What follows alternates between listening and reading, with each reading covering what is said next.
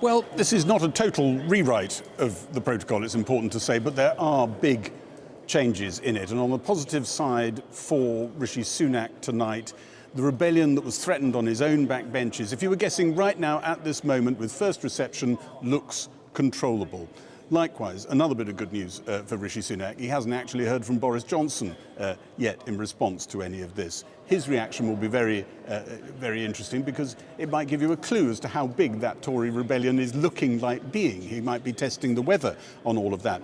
On the DUP front, some good news for Rishi Sunak there. The leader, Sir Geoffrey Donaldson, is saying that he's going to bide his time and look at this all carefully. But there are other DUP voices that are saying this simply doesn't cut the mustard. Ian Paisley Jr., son of the founder of that party.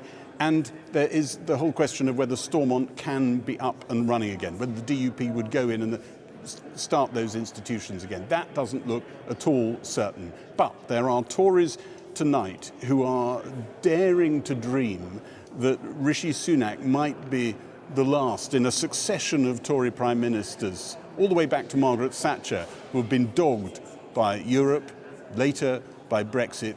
Just maybe he may have introduced a phase that could be the ending of the turmoil that Europe has brought the Conservative Party.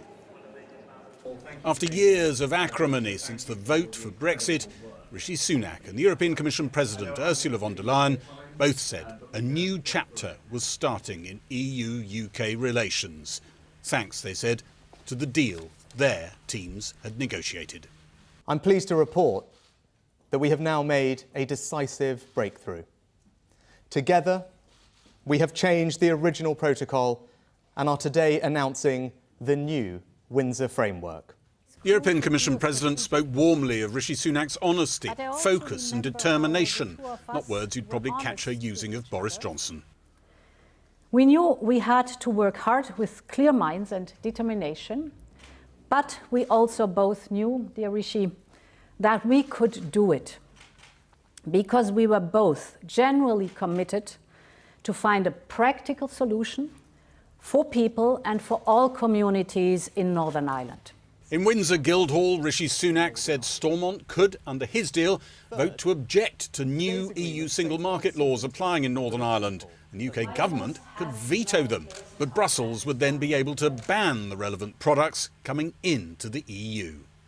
There's a role for EU law in Northern Ireland, but that happens with consent, and as a result of the agreements that we've reached today, there is further democratic accountability of that role of EU law with the new Stormont break. We are putting also in place several mechanisms that should avoid having to resort to the Stormont break, which is an emergency mechanism. So extensive consultations with the UK and Northern Ireland stakeholders on new EU laws, but also consultations of the EU by the UK on UK-planned regulatory changes. This is important for us.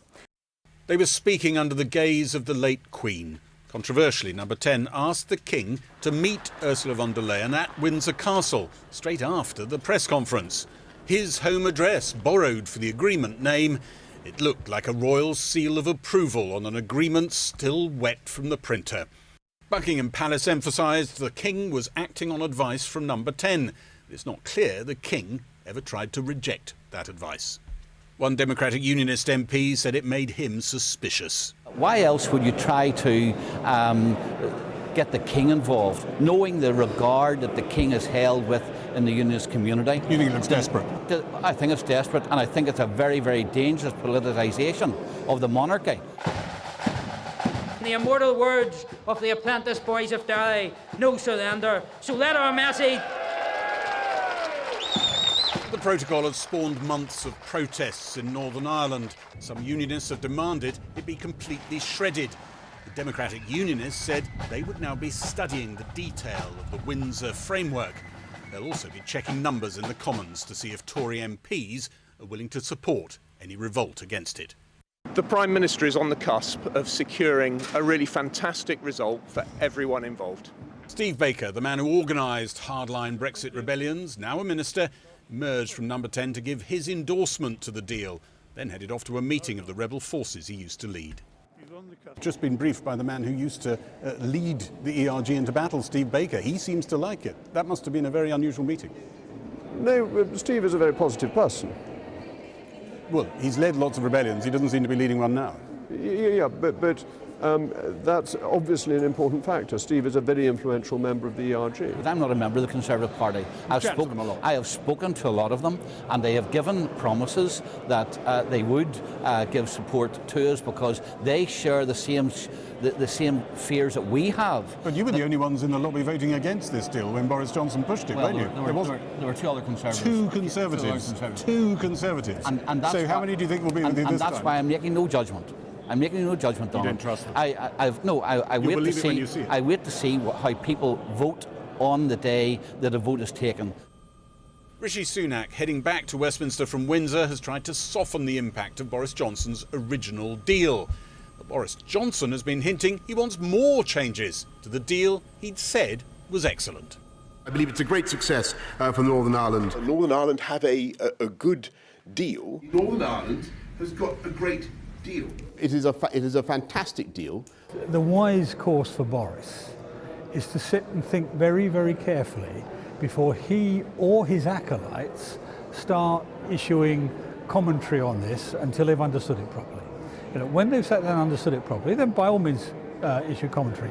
But I would take their time, just as the DUP are doing. We need to ensure that in our biggest market, by far our biggest market, that we have full access to the rest of the United Kingdom. It really is the $65 billion or £1 billion in this case question, because that's the level of trade, the extent of trade that we do with the rest of the UK.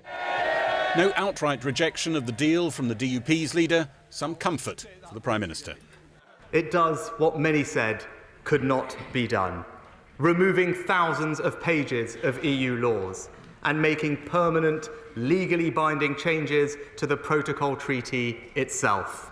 That is the breakthrough we have made. Those are the changes we will deliver, and now is the time to move forward as one United Kingdom. Yeah. Beside him, stalwarts of the ERG, now ministers. Some Tories daring to dream that years of Brexit-induced turmoil could be behind them. Well, a little while ago, I was joined here by the Northern Ireland Minister, Steve Baker. The self-styled hard man of Brexit has given the Windsor deal his full backing, despite being on resignation watch until this morning. I began by putting to him that as EU law still applies to Northern Ireland, it wouldn't satisfy the DUP's test. No, because the reason it's there is because to keep open the north-south border without infrastructure, we need to have some EU law in application in Northern Ireland. We've reduced that down, got rid of 1,700 pages of EU law in this deal, so we've reduced it down to just 3% of EU law by their calculations. The question for the DUP is whether taking the deal overall, which restores the place of Northern Ireland in the UK's internal market, deals with the democratic deficit and on a wide range of other issues, restores Northern Ireland's place in the Union, whether they're willing to accept we need to keep that border open. Because if they are, then that small part of EU law is necessary. And I think that's a price worth paying for dual market access. So what do you say to Sammy Wilson and his colleagues who said it was a red line? You know, if any EU law still applied to Northern Ireland in a way it didn't apply to the rest of the UK, that was a red line. So they're going to need to take the time, and I know that they will, to look at the whole deal and decide whether they're willing to back it on that basis. So with all of these things as they move forwards, we've all got to look at the choices that we face. When I look at this choice, I think this is a deal that's great. I think this is a basis on which we can close one very difficult chapter in our story with Europe and move on to a new, much more collegiate chapter that's a partnership. Now, keeping open that border, north-south, does require that bit of EU law, and I think that's reasonable. So this is about practicality now, isn't it? Because it's that word Rishi Sunak introduced, which was it doesn't have the sense of a border in the Irish Sea. I mean, there is in fact still a border in the Irish Sea, but ordinary people won't have any sense of it. No, I think it's fair to say that the Northern Ireland has fully regained, with this deal, its place within the UK internal market. So what was the difference? I mean, why was Rishi Sunak able to achieve what Boris Johnson couldn't? I mean, is it what you talked about, which was a bit of humility? I think that the Secretary of State, the Prime Minister and obviously I have all worked very hard to rejuvenate this relationship, and it's working. And I would pay tribute to the statesmanship actually of Leo Varadkar, of Micheál Martin and of Simon Coveney. I mean, we've all worked extremely hard to reach a point where we can move on, and I think we've reached that point. I think this deal respects the legitimate concerns of Ireland, of the EU, of unionism and of the UK government, and that is a terrific win-win. We should bank it and we should be glad to do so. You've introduced this new ability for the Northern Ireland government to block new EU laws. But what happens if they do? So we will set out in detail the process of how that will work. I would expect that we as the Northern Ireland Office will negotiate with the parties on legislating for the UK government's response should that happen. And I have glanced over but not had chance to fully absorb the legal text from this morning of how it will work with the EU. But there'll be a period of discussion, and it can't be any old law. We'll have to have some test of how material it is. But I'm satisfied, having gone through the text earlier, that these things are very reasonable, and crucially, if we say no, if the Assembly says no, goods trade will continue. Well, how can it continue when the goods don't meet EU regulations?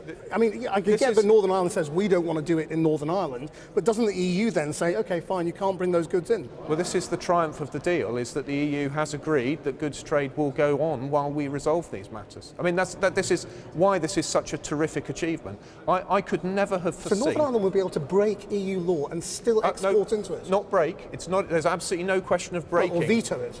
Veto, yeah. Is that inevitable, indefinite, or is that pending a dispute resolution? So there will be a dispute resolution mechanism. It will go to arbitration. We've strengthened the joint committee process. There's the arbitration process, but that process will not be under the ECJ. And again, that is a terrific, terrific achievement. It's all lawful. It's agreed in treaty text. It requires Northern Ireland government to restart though, doesn't it? It absolutely does. The Assembly needs to reform. Yes. And if the DUP says our red lines have been crossed, you know, the fundamental issue of EU sovereignty is still there, and there's no Northern Ireland government, what then? Well, we would have an extremely big problem if they won't accept this. But I'm saying earnestly, I think that I accept this deal as a good deal. And, this is a moment where people can see that myself, Chris Heaton-Harris, Rishi Sunak, James Cleverly, we all were for Brexit. And in a sense, that's been very liberating for us. I was able to make the apology that I made to Ireland, very carefully worded. So you don't feel you've turned on the DUP? I mean, some of them might say, you stabbed us in the back, you turned on us. I absolutely reject that idea. One thing I would say is in the course of this, I confess I have deliberately put extra pressure on the DUP when I could, simply to show that on this fundamental of the union of the issue, they can't fold, they would never fold. On the bigger political question, I mean, this is curtains for any Boris Johnson return, isn't it? Because this was the issue that might deliver him back. Well, as fond as I am of Boris, I think it has to be recognised he's not got a particular reputation for his meticulous grasp of tedious minutiae, and I think we saw that with his protocol. He thought that there would be no customs declarations, for example, whereas we in the ERG knew that it was unfinished business. And what I would say is this is a great moment for everybody to say the protocol was unfinished business. Well, now we've put it in a place where every reasonable unionist and Eurosceptic can say this is a great result. Steve Baker, thank you very much. Thank you. Well, Rishi Sunak is still in the Commons, listening to the thoughts of other politicians, and Gary's been listening in. What's been going on? Rishi Sunak's been defending his deal, proclaiming it as a real breakthrough, a new chapter in relations with the European Union, and a chance to put recent history behind everyone. At one point he paid tribute to the groundwork that his predecessor Boris Johnson had put in that made this all possible. He wasn't lashed to a lie detector at the time. Is Boris Johnson there? I haven't seen him. No. Nobody's spotted him yet. I don't think he's decided to sit in and hear that insincere praise. We did hear words from the Labour leader Keir Starmer with that unwelcome offer of help that he keeps giving to Rishi Sunak, knowing that Rishi Sunak really doesn't want to get this over the line when there's a vote on it with the help of Labour votes. Here's what the Labour leader had to say. We will not snipe, we will not seek to play political games. And when the Prime Minister puts this deal forward for a vote, Labour will support it and vote for it. And we've also heard from the former Prime Minister Theresa May. Yes, no big fan of Boris Johnson herself. She didn't single him out for any praise, but she did praise Rishi Sunak's work. Here's what she said. The best move now is for everybody across this House to support this settlement, because that is what is in the best interests of all the people of Northern Ireland. Prime Minister. Right, well, we've just heard from Geoffrey Donaldson as well, who you were talking to earlier. What's their position now? So Geoffrey Donaldson's been saying what he said in our report earlier, now sharing it with the House of Commons, that he thinks there's significant progress here, but he wants to look very carefully at the detail. It's a holding statement from Sir Geoffrey Donaldson, but that's not where all his party is. I mean, it feels very odd tonight that nobody has come out to attack this. I mean, it could be an extraordinary triumph. Is it that sure? It's not that sure. I don't think anything on Brexit or the Conservative Party is sure, but it does feel as though Rishi Sunak may have had a rather good day of it. If you think back to the ERG steering committee meeting that happened earlier this afternoon, that was one of the moments when the line was decided on how the plot was going to be conducted. And in walked Steve Baker, who you were talking to a moment ago, and said, "Do you know what? I actually rather like what I'm hearing," and sat on the front bench there, just along from Rishi Sunak now. So you would think at the moment, looking at it, that even if the DUP decide to vote against this, when a vote comes, doesn't look like it's going to be this week, but we don't know when it's going to be, it doesn't look like there will be a huge number of Conservative MPs alongside them if they decide to vote against it. But we don't know any of that at the moment, and the recent history of the Conservative Party and Brexit tells us not to bet the house on anything. Because it's not about getting this through, is it? I mean, no rebellion would stop that. It's about getting Northern Ireland politics going again. Well, it's about that, and it's also about something to do with Rishi Sunak's standing. On Northern Ireland politics, there is a serious chance that the DUP isn't necessarily in a place where it's ready to go back into Stormont. If this had rung every single bell there would be for them, there would be some people in that party who would still be deeply uncomfortable. It doesn't feel as though the pitch has been rolled for an imminent return to Stormont. A lot of people in Northern Ireland wondering, in fact, whether we'll ever see Stormont up and running again in the form that we have known it, scratching their heads about that, or whether we'll have to wait quite a few more months for the DUP to feel comfortable going in. But on the Rishi Sunak political capital question, that's another one that is really interesting today, because he's been storing political capital, hasn't he, ever since he came into office, very conscious of the fact that he didn't come in the front door, as it were.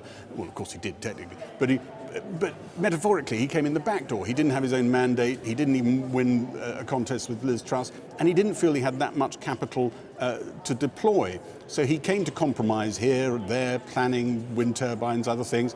And on this one, he decided to invest his political capital. Why did he do it on this one, people are wondering?